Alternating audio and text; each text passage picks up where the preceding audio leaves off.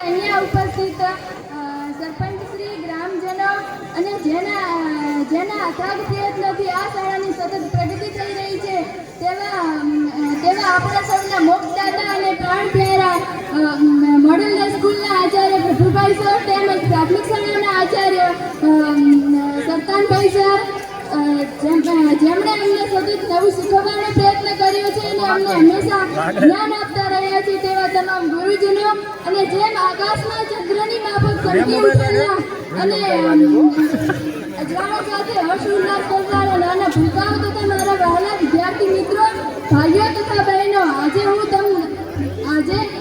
હું તમને સ્વાતંત્ર્ય દિનની ખૂબ ખૂબ શુભેચ્છાઓ પાઠવું છું.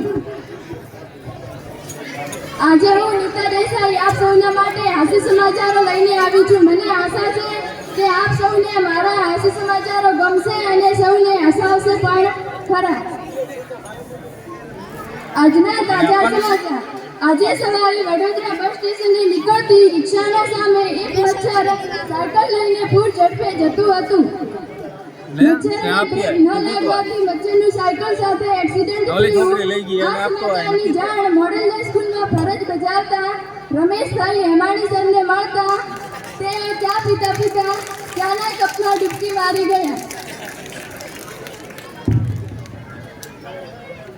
ગઢસીસર ગામના સરપંચ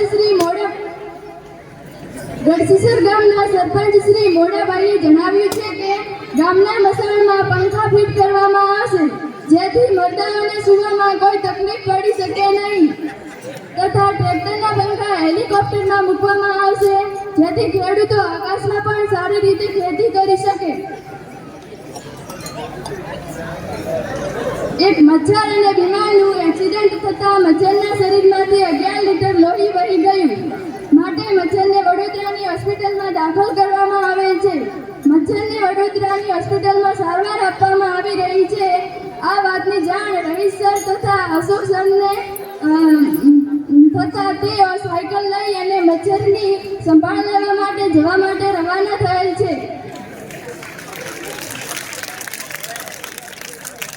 મોડેલ સ્કૂલમાં ફરજ બજાવતા ઈશ્વર સરની પાછળ અડકાવી કૂતરું પડતા તેઓ દોડીને લીમડાના ઝાડ પર ચડી ગયા છે.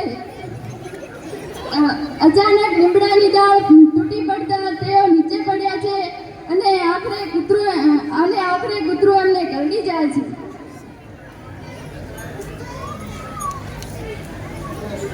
આજે સવારમાં બનેલી ઘટનાના ખૂબ જ તાજા સમાચાર. સવારમાં મકોડાભાઈ ફૂલ દારૂ પીને ટ્રેક્ટર લઈને આવતા હતા. સામે 3 હાથીઓ આવતા હતા. તેમને ટક્કર મારતા 2 હાથીઓને દવાખાને ખસેડવામાં આવ્યા છે. ડોક્ટરે જણાવ્યું છે કે હાથીઓનું વધારે પ્રમાણમાં લોહી વહી ગયું છે. આ વાતની જાણ દયાળુ પ્રવીણા મેમને થતા તેઓ 3 બાટલા લોહી આપવાનું એલાન કરે છે. ત્યાંથી તેમની આ દયાના કારણે હાથીઓ બચી જશે તેવી સંભાવના હું દાખલ કરું છું. પૂર ઝડપે સાયકલ લઈને આવતા વિદ્યા સાહેબ અને દશરથ સાહેબ રેલવેને અડફેટે લેતા રેલવેના ખુરકા ઉડી ગયા છે. રેલવેના 4 ડબ્બા તૂટીને ખેનાળમાં પડી ગયા છે અને 3 ડબ્બા એન્જિન વગર પાટા પર ચાલી રહ્યા છે. બંને સાહેબો સાયકલ રિપેરિંગ કરાવવા માટે ખુરગટ ગામે જવા માટે રવાના થયેલ છે જે હજુ સુધી આવ્યા નથી.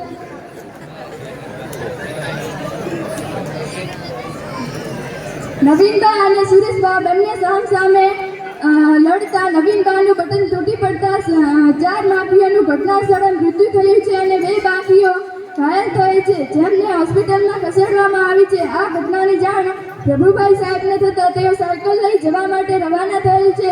તેમની પાછળ એસ કે સાહેબ ઊંટ લારી લઈને જઈ રહ્યા છે.